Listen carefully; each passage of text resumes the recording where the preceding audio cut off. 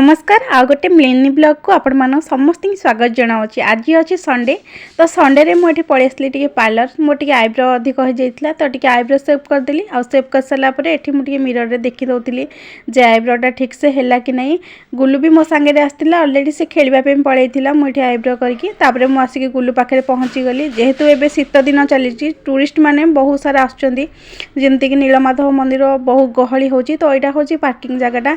Parking जगह एमती गोटे मिनी मेला टाइप पड़ी ये सब जिनस पड़ी दोली खसड़ा एमती पड़ी। गुली प्रति रविवार आसिक खेले आ दोली खेल सारे आउे टुकुमुकु जिनस कौन टे किणाकिणी कर सारे। गुलू ये आखुपणा टे पी दौर आम समस्ते मिसिकी आखुपणा पीदेलु।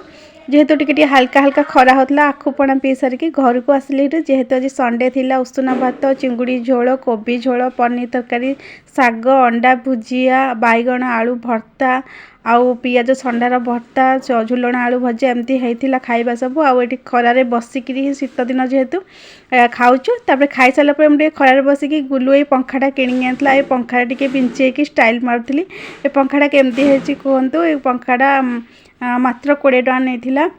गुलू एटा धरिकी आसला कि धरिकी आसला फोपाड़ी देला कहला मोर आउ किसी काम ना तो मुझे पंखा टी बिंची होमती बसती देखुली केमती देखा जाऊँगी पंखाटा।